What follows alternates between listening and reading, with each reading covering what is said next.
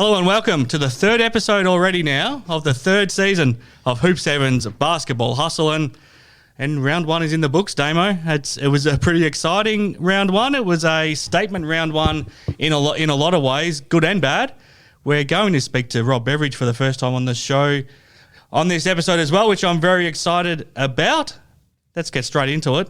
Thanks to Hoop 7 for making this possible. I'm Chris Pike, but the living legend that you've all tuned in to hear from, the six-time NBL champion, the six-time best defensive player, the has-been, as we know him affectionately, Damian Martin. Thanks for joining us. Has been, never was. No, I am pumped. It was an incredible weekend of basketball. Obviously, I'm biased. I live and breathe the Wildcats, and to put in some back-to-back wins, we'll talk in depth about it a little bit later in the show, but they were just brilliant, as were teams like Southeast Melbourne. Mm-hmm. Big win for Sydney. Look, we'll go into all the games from round one, but it's just good to see some live basketball out there again. Now, we were getting together this morning to record this show, and I was driving in and turned on the radio as soon as I get in the car, and I hear Damian Martin's voice. I just can't escape you sometimes, Damo. You turn on the TV, there you are.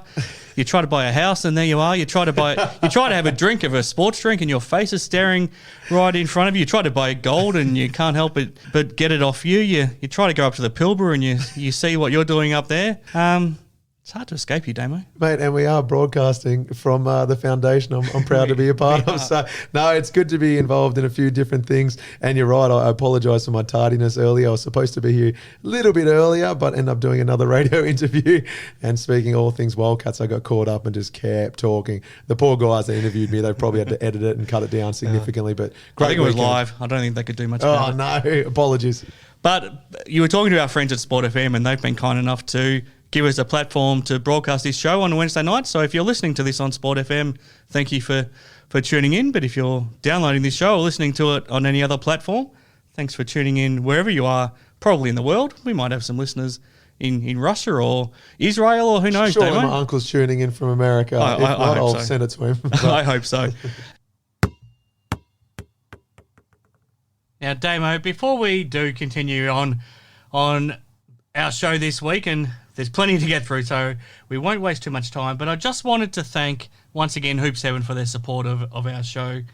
We wouldn't be able to be into our third season now without the support of Hoop 7, and if you don't know who Hoop 7 are, in my mind, and I'd be saying this even if they weren't our great partners, the best basketball store in Australia, whether you go and visit them in person, if you're living in Perth, on Murray Street, go and visit their physical store, or indeed check them out online at hoop7.com.au.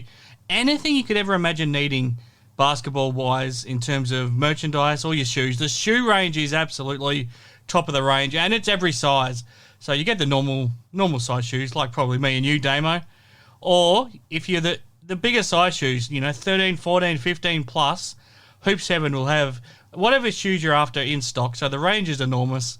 Obviously, all of the basketball range from Jordan to Nike to Adidas to Puma to whatever you can hope to find. The range is enormous, but the basketball gear is absolutely second to none. Whether it's NBL gear, NBA gear, whether you want to get a basketball, a singlet, a pair of shorts, whatever you can think of, Hoop 7 is your one-stop shop, and especially right now, check them out to get it in time for Christmas. I couldn't imagine getting a better Christmas gift myself than something from Hoop 7. So if anyone's listening, feel free to pick me up something, or indeed, if you want to buy something for some member of your family or somebody close to you, then it's absolutely nothing better than getting something from Hoop 7, Damo.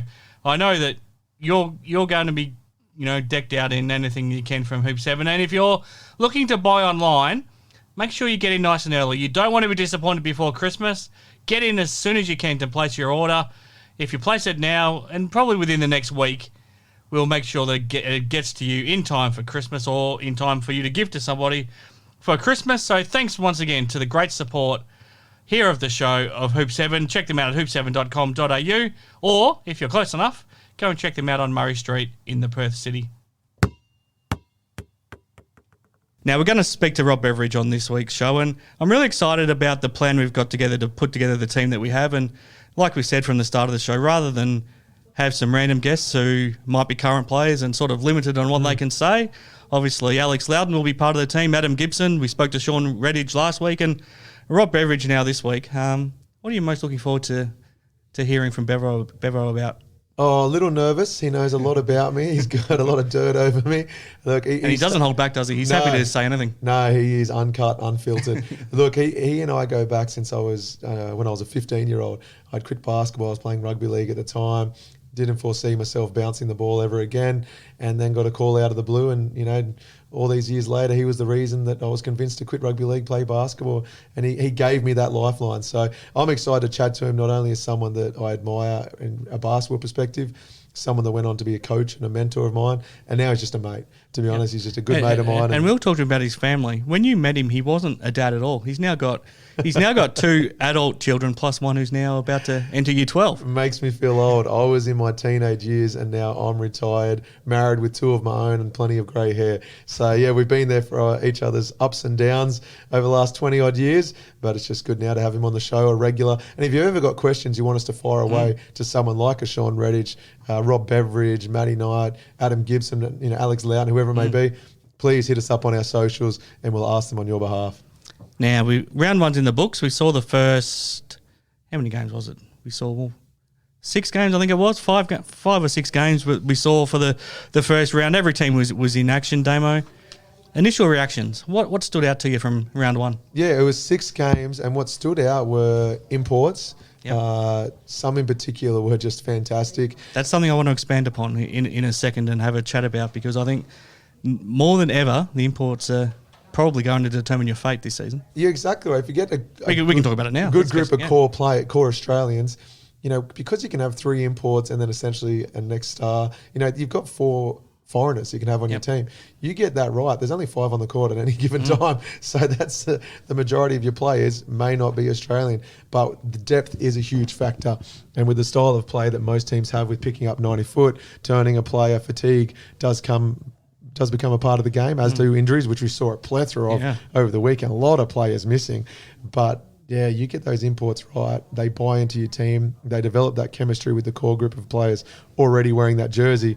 It's going to go a long way to success, and we saw that from a few teams in particular. Yeah, the biggest takeaway I took was that across the 10 teams, there's probably not a lot of difference in the Australian or New Zealand talent on each roster. I think your success is going to be determined by your imports, and you have a look at Perth. They only had Vic Law and Bryce Cotton, but Vic took over the first game, and then Bryce took over the second, and as a result, Perth had two really good wins. We had Xavier Munford have a huge game to lead the Southeast Melbourne Phoenix. We saw Josh Majed and Josh Adams at Tasmania. They were instrumental in the Jack Jumpers winning. What a great start to winning their first career. game.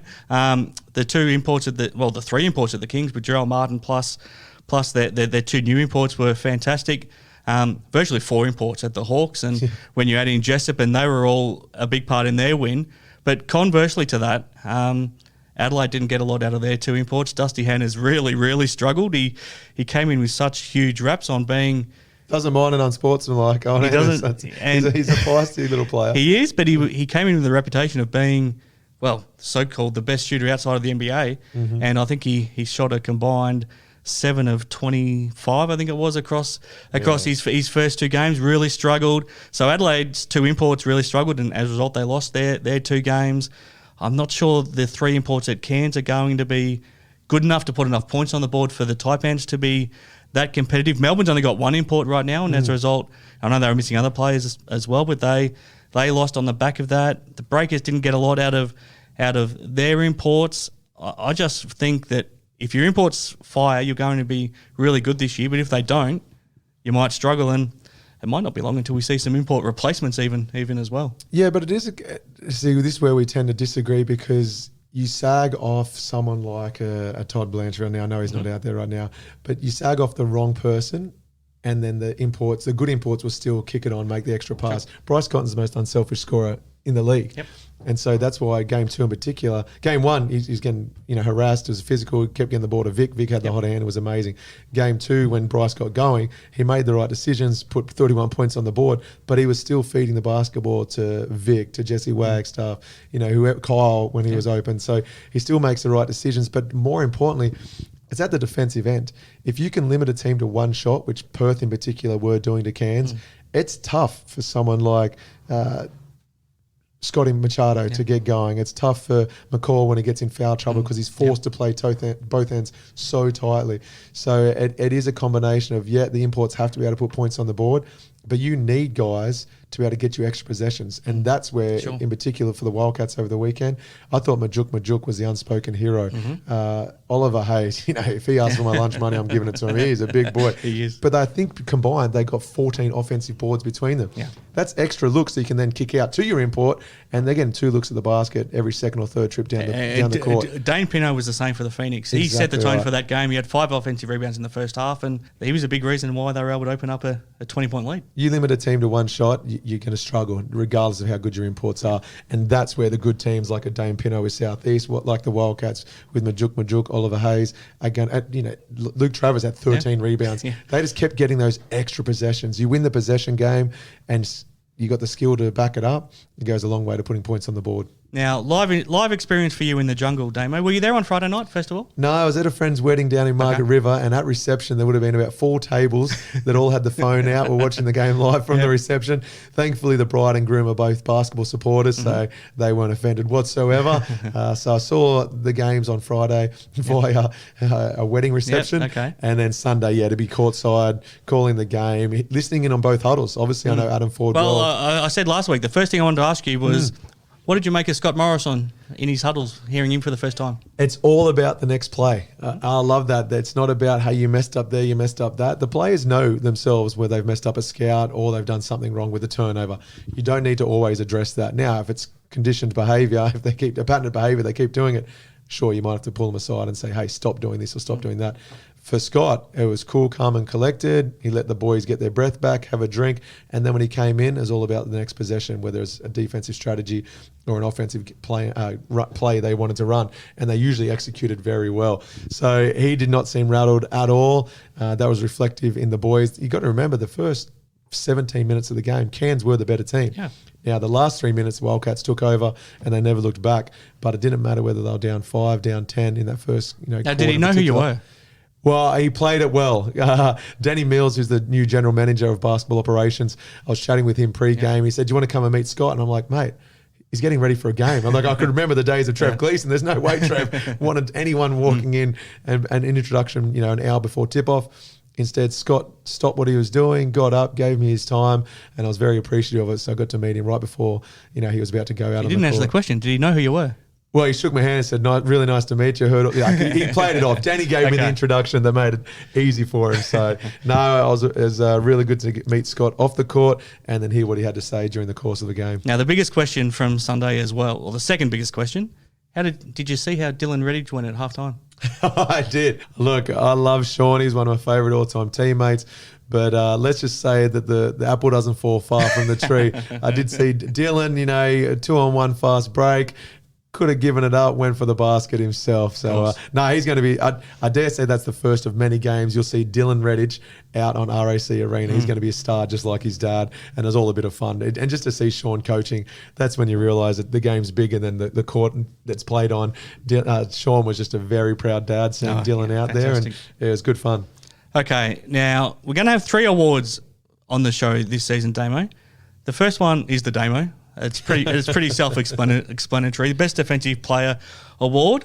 Last season, of course, it was won by Mitch Norton. Yep. He didn't get your official NBL trophy. That went to Justin Simon. But the votes that you gave, it went to Mitch Norton. So that's who we're going to stick with. So he's the defending champion. But as for this week, who caught your eye defensively?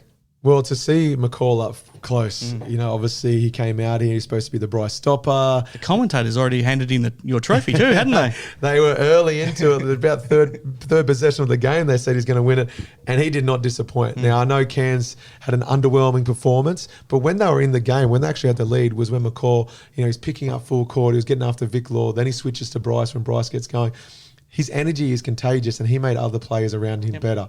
So because of how hard he was playing, Scott Machado was getting after Bryce. Scott Machado was getting after anyone he picked up. And then rebounding as well. McCall in that first quarter in particular, he would have led both teams in defensive rebounds. And as we addressed earlier in the show, when you limit a team to one shot, that goes a long way to winning a game. And he was getting after the rebounds defensively. He gets in foul trouble. He goes to the bench. That energy drops off. That rebounding ability drops off. And Perth start to put points on the board. It was the common factor was he's on the court, Perth was struggling. He's off the court, Perth could do whatever they wanted. So defensively, he was brilliant, and I think he will go on to do some things, potentially win that overall award. I know it's only round one. Well, if you're Mitch Norton and Sunday Detch in particular, you want to get back very quickly, or else you might be 9 votes down by the time you played a game. Yeah, exactly right. It's going to be tough for those injured guys. Look, with 2 points this week, I went to Kyle Zunic, the DP for the Wildcats. First ever development player to make his debut as a starter. That's incredible. Obviously, Mitch Norton's out injured. He slots into it. Kevin White, we didn't know this at the time, but he was ill on the day. And so, they gave the spot to Kyle Zunic. He did not disappoint. To get him on a 2-year DP contract is incredible. Amazing pickup by the club. He's a lefty. He can go both ways. He's aggressive. He's smart. I think he's going to be a hell of a player at both ends of the court, but he will have his bread and butter at the defensive end. And Scott Machado, 4 points. He had more turnovers and fouls, I believe, than points. And a lot of that had to do with Zunic's aggressiveness and willingness to get in a stance and slide his feet. So 2 points. And really, if Cairns are going to do anything this year, Machado has to be a big-time scorer, doesn't he? Because McCall's not necessarily a scorer. Zimmerman's not either. They didn't have Jerick out there either. Noy was great offensively for them, but he takes what's given to him, and Scotty is involved in creating and kicking out to him. But you're right. I think he's got to be a double-double guy with points and assists. Scotty does, and then get a handful of rebounds. So a lot of pressure on him, but it doesn't make it easy when you got Zunic all up in your grill the whole game. And for 1 point this week for the Defensive Player of the Year award, Xavier Cooks. He was everywhere. You just forget how good of an athlete he is. Obviously, he was in and out last year, was completely out the season before. He is a superstar of the league in the making, and he can do it at both ends. But defensively, he's just got that long wingspan, gets after players, deflects passes, blocks shots, and gets out and runs. So I love him as a player. Can't wait to see what the season has in store for him. But defensively, he was great again. Now, our second award, I'm going to call it the Redhage. So he's going to be giving votes for the Player of the Year award. And similar to last year, he couldn't split Bryce Cotton and Tyler Harvey at the end of the regular season. So our listeners ended up deciding Bryce is our MVP last season. So Sean is back again to give his votes. And it's probably tough to argue, but he's gone 1 vote, Drop Reith from the Illawarra Hawks, 2 votes, Josh Majette from the Jack Jumpers, 3 votes, Bryce Cotton, 4 votes, Xavier Munford from the Phoenix, and 5 votes for Vic Law. Can you pick any holes in that? No, they're all going to get votes. There's probably more so a few people that missed out that could have been in there just from some of the other teams that won. But when you have 37 points on a Friday night, the most for a Wildcat on debut for the club since James Crawford at 33 all those years ago. So if it goes on to have the same type of career as James Crawford, the Wildcats fans are very happy. Xavier Munford, we touched on earlier, he was just brilliant. He was fun to watch. I dare say he's going to be in this polling a lot as the season progresses. Bryce Cotton, phenomenal, still the best player in the league. And then, Majette, he's just great. And that combo of Harvey and Duop, it's a big reason why I think you're going to see the Hawks go deep into the season, why I predicted them to be in the finals. Now, the third award, it's an award I want to introduce for... I haven't seen this before. You just snuck this on me. It's for the guy that doesn't get the attention. He might not score the points. He might not be the standout defender, but it's the guy he's the glue to your team. The Mitch McCarron from Melbourne United is the guy that springs to mind from last year. But the man that it most reminds me of is Galen Young. Yeah. So your first championship, I'm convinced you don't win that without the leadership and the toughness and the character of Galen Young, who came into that team halfway through the season and helped lead you to that 2010 championship with Rob Beveridge, who we'll speak to shortly. So I want to call this award the Galen in honour of a man who, in horrible circumstances, passed away last year, but he had an enormous impact on me. We can talk more about him as our season goes on, but I just don't want him to be forgotten, and I want to acknowledge the guy that might not score the huge amount of points or get the accolades. So this award will be the Galen for the best team man each and every week. And I would like to nominate Dane Pinot for the first winner of the Galen, because I just think Munford did so many great things for the Phoenix, so did Mitch Creek, but Dane Pinot set that game up just with his hustle on the glass and his offensive rebounding, and that's the type of play that I'd like to recognise on the Galen. I love that. So in our run sheet, I was not told that, one, this award was being announced, secondly, not the name of it. Yeah, I can't think of a more appropriate guy to have it named after Galen. You're exactly right. We had Paul Rogers, who was the captain going into the season, Martin Catalini, Olympian, won championships, both get injured very early in the season. They bring in Galen Young, and he really was the glue that brought us all together, instilled confidence, because we were a young team. Kevin Lynch straight out of college, my first season with the Wildcats, Jesse Wagstar's first season with the Wildcats. You know, you name it, we needed an influential player off the court as much as on it, and Galen was that guy. And I remember him subbing in the finals, and he said, Bevo, I'm going to go get 2 fouls. He literally told the head coach, hey, just give me 2 minutes, I'm going to get 2 fouls.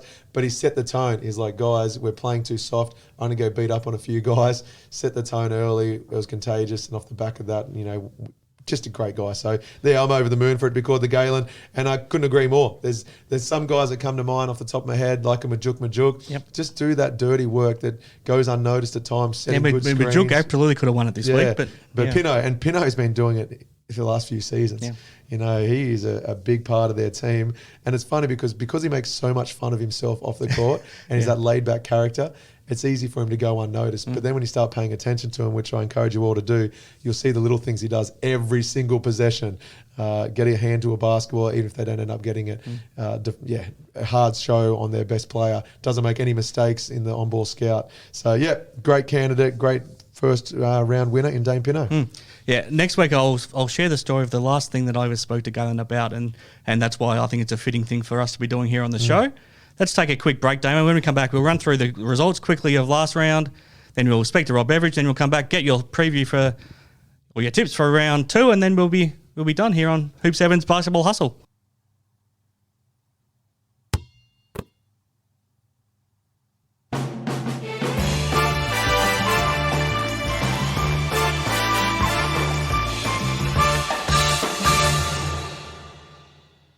Okay, back on Hoop 7's Basketball Hustle. Round 1 of the NBL season is in the books. It started on Friday night, and it was an overtime game. Tasmania Jack Jumpers beat the Brisbane Bullets in overtime, 83-74. Nathan Sobey getting ejected probably had a big say in that game. Second up on Friday night, the Perth Wildcats. Too good for the Adelaide 36ers. Disappointing, I think, from the 36ers, but obviously impressive from Perth, 85-73. Then on Saturday, Southeast Melbourne Phoenix, way too good for the short-handed Breakers, 89-65. And then the triple header on Sunday, Illawarra Hawks, 81, beat the Adelaide 36ers, 71. Sydney Kings, 79 over another short-handed team, Melbourne United, 74. And then last up, where you were, Damo, the Perth Wildcats, after sort of midway through the second quarter, way too good for the Cairns Taipans, winning 90-67. What stood out to you from all of those results overall? Look, there is a lot that stands out if I was to go to each individual game. The reality is Tasmania Jack Jumpers. First time in the league. It's been Scott Roth is their coach. He was our former assistant coach here at the Wildcats. Great guy, an American dude. Was in the NBA as a player, was an assistant coach over there, was coaching in China when we brought him out here to assist Trev Gleeson. When he got the head coaching gig, he pretty much packed up and headed straight over to Tasmania. So he's been trying to build a culture for about 12 months now, going all across the island, just trying to rejuvenate the sport, bring everyone in together under the name the Jack Jumpers. He hasn't seen his family in 14 months. With COVID, his wife and daughter just have not been able to get into the country. And so he's dealing with that off the court, trying to put together a team on the court for a team that has never existed. And he's just... he'd be over the moon. It would have been an emotional win, double OT. You couldn't have scripted it better. On your home court, first ever game in the NBL, absolutely over the moon. Not only for Scott Roth, there's just a huge Perth connection there. Jacob Chance was our assistant coach. He's a Perth boy. Clint Stein was the captain. Clint Stein, the inaugural captain. I'd texted him straight away and just couldn't have been happier for him. We've got some former players that are over there as well that were in the Wildcats uniform last year. Magnay's one of them. Bairstow's another. Yeah, so just a great win. Tassie Jack Jumpers, welcome to the NBL. Hopefully the first of many to come. Yeah, it was great to see. One thing I wanted to point out, the Cairns Taipans, Court Noy, a big game from him. He's doing well to match your prediction for the most improved player. He was great, and just his efficiency was brilliant. He does not need many touches to put points on the board. The thing that was a little upsetting when you put on, you kind of, if I was out there on the court, he had a hot hand. Run ball plays for him. Yeah. What's he go, 5 of 8 from the 3-point line? And 4 of those were probably, I think, in the first 12 minutes of the game. Exactly right. So run some plays, get him the ball, and see if he goes 5 of 20, you stop feeding him the ball. Sure. When you're 5 of 8, you look at that going, he should have had more opportunities, and you love to see him get 15 attempts up as a bare minimum, especially for a team that was out. Mirko wasn't there. He was injured. Yeah. That's a guy that you run plays for as well. He's not on the court. Okay, who do we look to? And Noi had the hot hand, but he didn't get enough touches, in my opinion. No, absolutely. Okay, that was round 1. It was a big weekend of action. When we come back, really excited here on Hoop 7's Basketball Hustle to chat to Rob Beveridge. The Bevo coming up.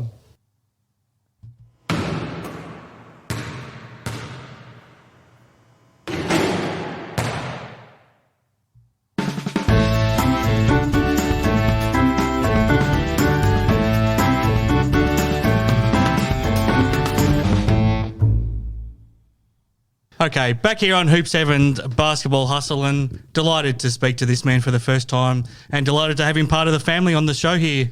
Damo, Rob Beveridge, let's get straight into it. Thanks very much for joining us, and it must be strange talking to two people like us who you know so well.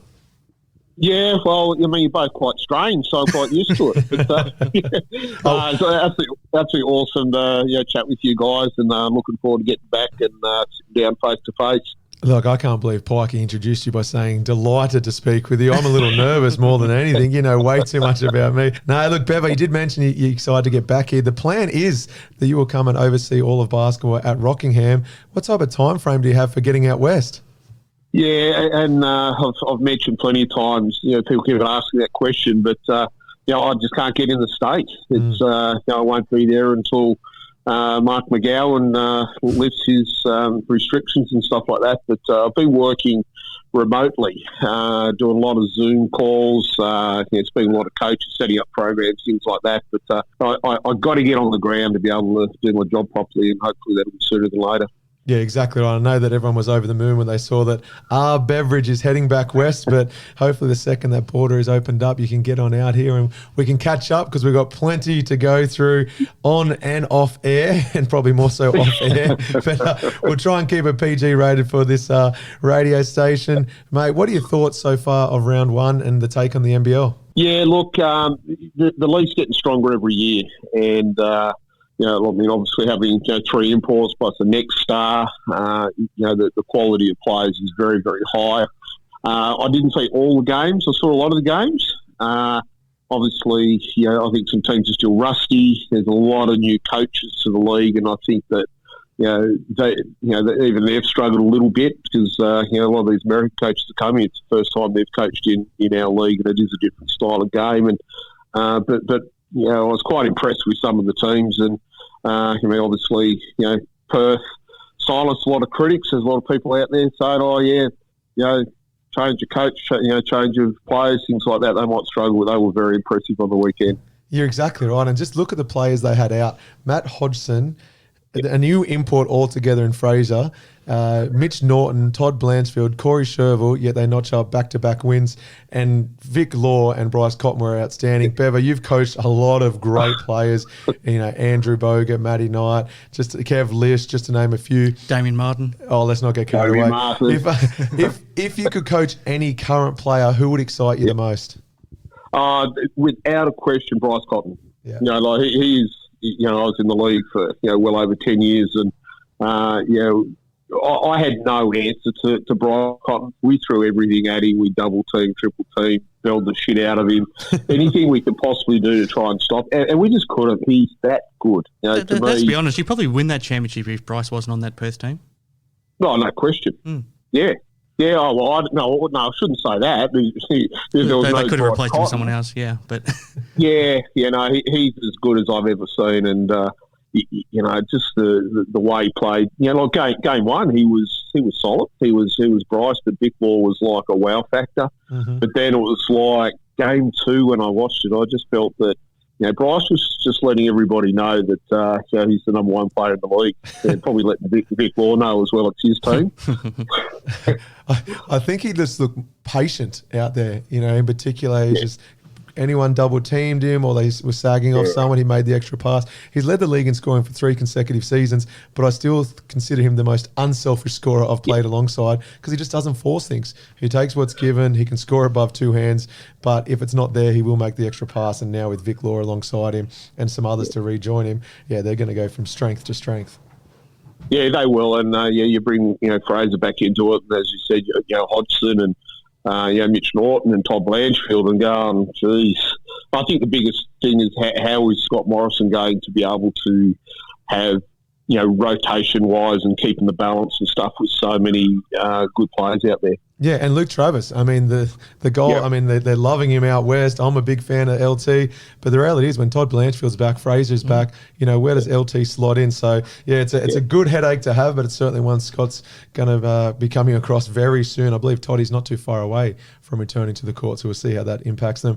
And it's funny you mentioned the Illawarra Hawks final. One of the biggest pictures in the office at the Wildcats front office is when Bryce dropped 40 points against the Hawks in that game 3.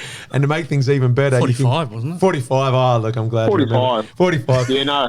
Yeah, we shut him down to 45.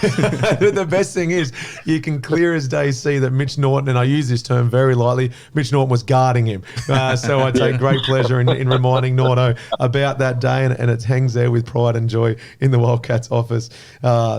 Mate, moving forward. Speaking of the Hawks, Bevo, you're still in Wollongong.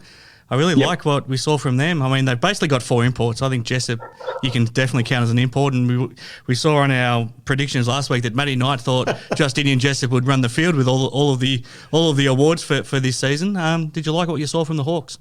Yeah, look, I've always said to win championships, you've got to have really good rookies, some good young players coming through.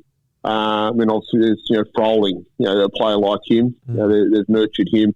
You've got some very, very good imports there. I mean, like Tyler Harvey and, Cleveland, he was very impressive as well. And then Rapid May, it's like, wow. Those imports are legit.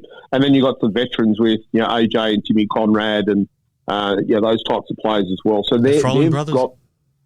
They've got the balance and the depth in that team to be a legitimate championship team from what I see. And AJ looked great in that pick and roll situation, especially in that first half. I think he and Harvey, it's almost rejuvenated his career to an extent. Just seems to be a different player out there. Look, Bevo, we go back a long time, going back all those years. What do you, and obviously coming out here, you're going to develop a lot of future stars. But looking back over the course of your career, what are some of the standouts from your days coaching the juniors and then seeing where those juniors have gone on and produced? Is that a question about yourself? No, more like Boga. But if you were to rattle off players that Bevo has been a huge influence on, it's incredible. I don't know if there's another coach out there in Australian basketball that can say, I coached him, I was a part of that career. I coached her, I was a part of her career. I mean, there's got to be some standouts in particular and some stories that put a smile on your face. Oh, look, it's I'm doing a lot of work now with mentoring and working with some different organisations and stuff like that. Whenever they do an introduction, they're going, oh, yeah, you've done this, and this, and whatever else. And you think, I've been doing this for 30 years now.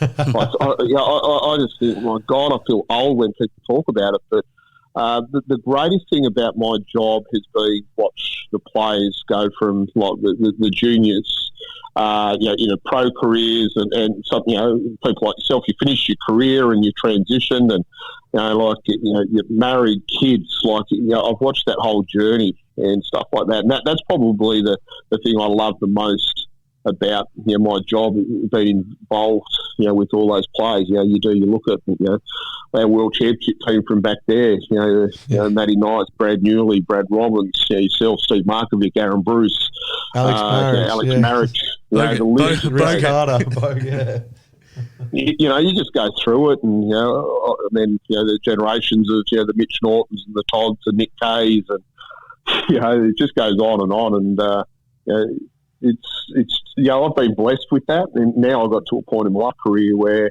I want to go back and sort of restart that journey again with working with young kids and and coaches. Like I'm doing so much mentoring of coaches to develop them to bring the next generation through. And it is amazing. It's the old saying, feed a man fish, feed him for a day, teach him to fish, feed him for life. I love that you're coaching coaches because I don't think people at the junior level realise how much of an influence they can have on an athlete's desire to continue, motivation, so on and so forth. Something that might be a throwaway comment from a coach that they move on from later that day can stick like glue to the play and be the reason they may end up quitting. And Bevo, you took a chance on me a long time ago. I'd quit basketball, was playing rugby league. And that for me was a sliding doors moment when you invited my dad and I to drive an hour to Raymond Terrace McDonald's, and sitting across from a guy who looks like Ronald McDonald. He made me quit rugby league on the spot, gave me a scholarship to New South Wales Institute of Sport. But he laid out this pathway that I never believed was achievable. And I remember Dad and I, the whole drive home, just went back and forth saying, if even 50% of Bevo, what Bevo says comes to fruition, let's give it a crack again. And for me, that was the biggest moment in my life, because that sport had a lot to do with who I am today as a person. So I love that you're back involved, not only from a coaching perspective, but more importantly, coaching coaches and teaching them to have an eye on players, teaching them the communication skills they need to get through to players. And as a biased player of yours and someone that admires you, I can't wait for you to be back out west. Yeah, no, Perth's been wonderful for me, and it's been one of my all-time favourite places. And we want to move back there as a family and get back to working with the young kids and being influencers and showing them that there is a pathway and to success. And obviously, you're a major part of that, and that's what makes my career so worthwhile, is knowing that you've helped people along the way and probably shown people that there is pathways and you can do it. It's simple as that. If you're put in the right position and teaching that belief and the work ethic and all of those things, that's what I'm trying to do. Just touching on this move back to Perth and Rockingham, the first thing you said to me when I contacted you after the appointment was that you're coming home. Is that what Perth feels like for you? Does it feel like it's home? Flat out, it has. It's it was the best thing that ever happened to me was going to Perth. There's no question, and I love my time there. And that's where my kids grew up. We've got a lot of friends that are our family now. So I've lived in lots of different cities over my career. But every single time I ever come back to Perth, it's like when the plane touches down, it's like the weight of the world's off your shoulders. That it's such a great community of people that get behind you. And you always have family and stuff like that, which is important. But I think your friends that you make in Perth, because a lot of those people are actually from the interstate, and they become your family. And that was the thing. I love the lifestyle. My best friends are there. My kids' friends are there, and it just got to a point where there was basically no jobs in the NBL, and I was going, okay, well, what I'm going to do now? I could end up overseas and whatever else, but you get to a point where you're no longer chasing championships. You're no longer trying to prove yourself. I've got nothing to prove to anybody. I just want to be able to get back in an environment that is good for myself and my family. Yeah, I don't think a lot of people realise that even when you moved to Wollongong to take on the Hawks job, that your family stayed back in Perth for a long time. And I remember you came back here for a game and you had to go to Jaden's graduation on the night, and it just turned out well that you were able to get back in Perth, and the timing worked well where you could get to that graduation. So do the five of you all come back to Perth, or what are the plans? So yes, we all will end up back in Perth eventually, but my youngest son, which makes Damo feel old, but he's 16 now. I can't believe it. I remember meeting him as a 2 or 3 year old. Yeah, exactly, and that's the whole thing. It makes you guys feel old now. But he's going to finish his year 12 over here in New South Wales. But I've bounced my kids around from place to place over the years, and they've been extremely supportive, and they've been very resilient and things like that. But it's important that Noah wants to finish his year 12, do his HSC here, and so my wife she'll stay behind with Noah, and then I've actually taken a job back in New Zealand. Yep. So I'd already committed to going back there to do one more season. And try and finish on a high when I win a championship over there, and I guess semi-retire from team coaching, so to speak, and get into the coach education side of things. But I'd say my 2 elder kids, they'll come with me mid-year next year when I finally get over to live full time over there. But, Yeah. Yeah, sorry. I guess just looking ahead to 12 months' time, you would have coached that last season at the Southland Sharks, and hopefully all of these COVID restrictions are over by 12 months' time, and life is kind of normal.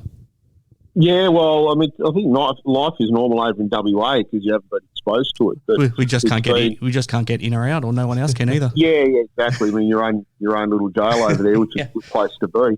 It's been very chaotic, the last couple of years. Well, how many days have you spent in quarantine over the last 12 or 18 months? Yeah, I've done 53 days in quarantine, and that was one of the deals that I said to Rockingham when they approached me. I said, look, I'm not going to quarantine for 2 weeks in a hotel.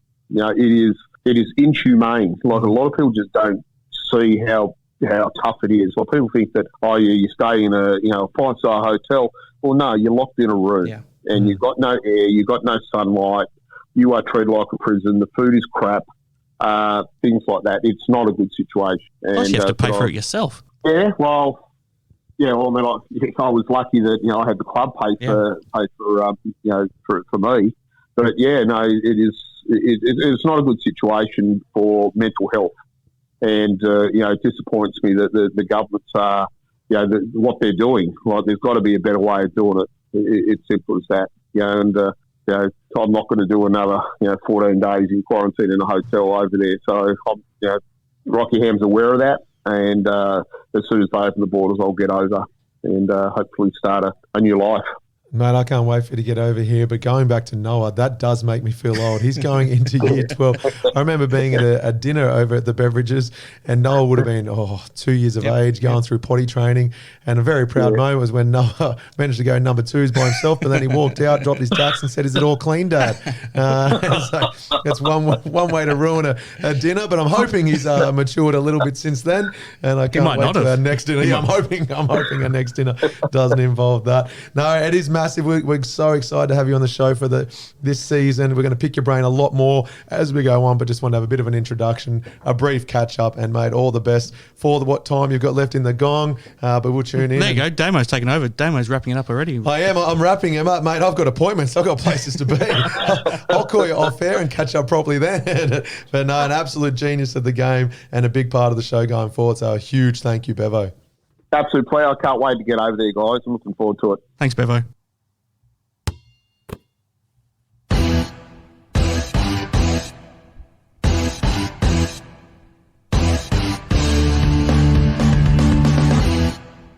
Okay, thank you to Rob Beveridge for joining us. He'll be back in a month's time as well, and we look forward to getting an update on what he's up to and how much closer he's getting over to Rockingham to take on that role, Damo. But that's moving to round 2 of the NBL. It starts on Thursday night.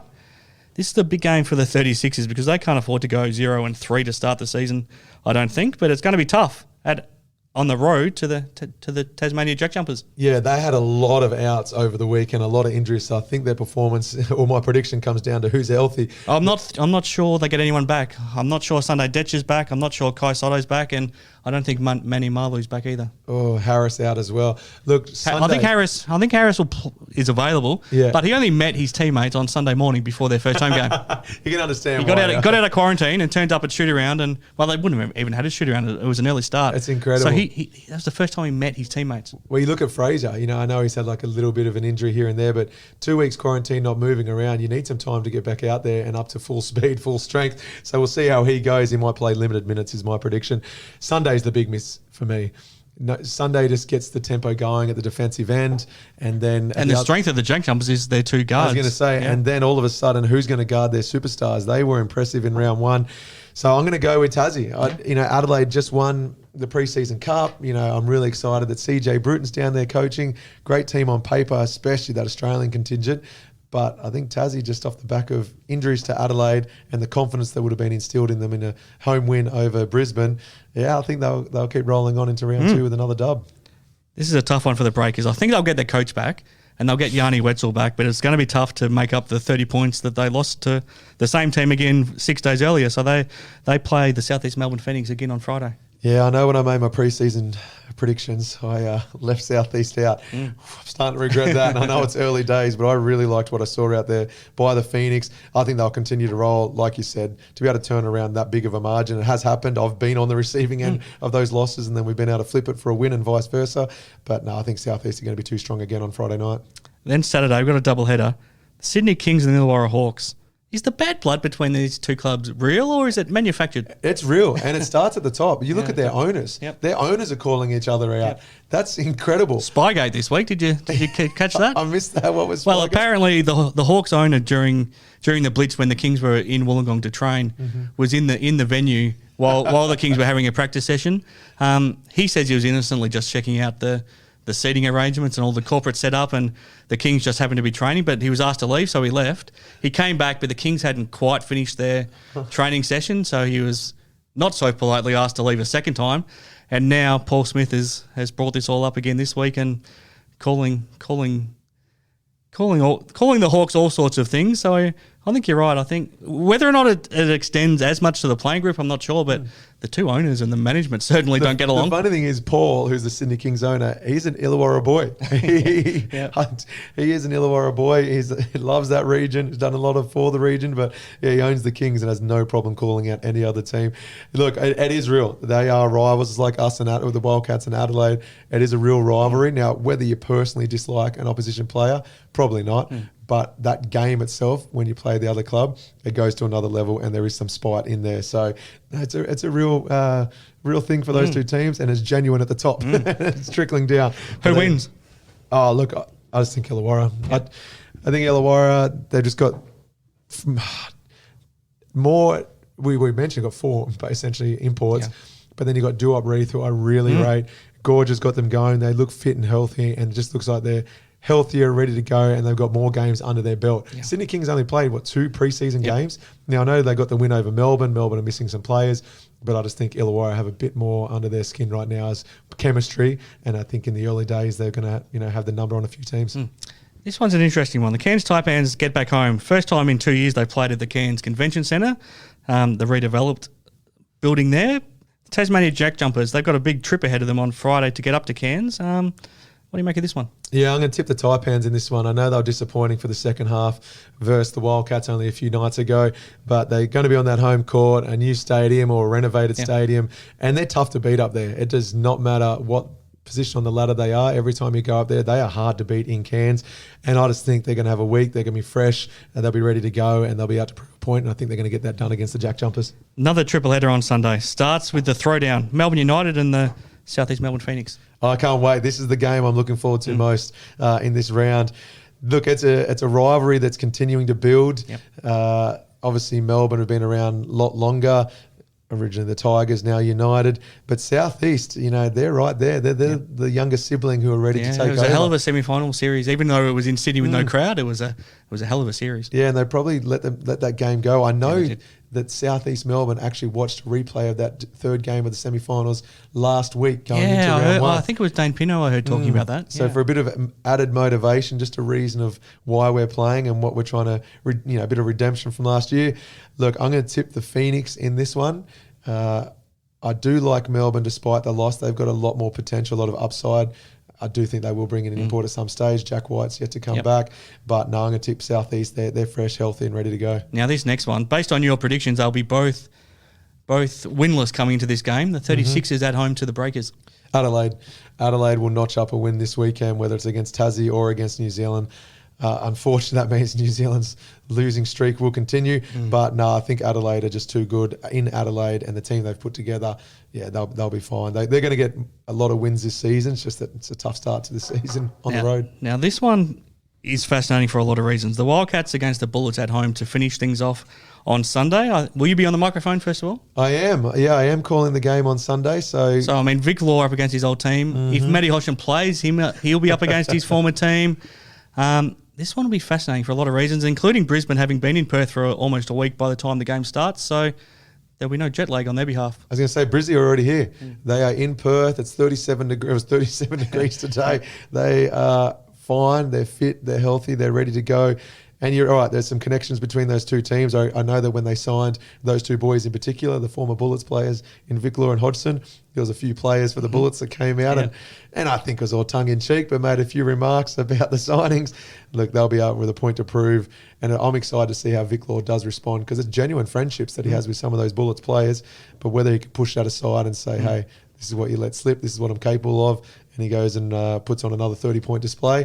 I can't wait to be courtside calling it. No, that'll be fantastic. Okay, it's been a big show. Thanks, Damo, for joining us. Thanks to Hoop 7 for making it possible. Thank you to Tab Touch as well, and stay tuned later in the week for our Tab Touch preview with Matty Knight. Now, I'm going to wrap it up. Chris Pike is my name. Thank you for joining us once again, and this time, rather than just leaving you an open slate, Damo, because you don't always know where to go with your final words, we're going to speak to Adam Gibson next week. What can we expect to hear from Gibbo? Oh, just a high-quality person, hell of a basketball player, and a player that should still be out on the court. I'm excited to hear... Well, not excited. I'm just blown away that he's not currently contracted to a team. So I want to hear what his thoughts are. I know that he's probably got to keep a bit up his sleeve, but he is a player. I'll continue to say that if there's an injury or two, surely Gibson's the first person you're going to call, because he can slot into any roster and make that team better straight away as a leader, as a player, as a locker room guy. So I'm excited to hear where he's at in his life, because it should still be a current NBL player.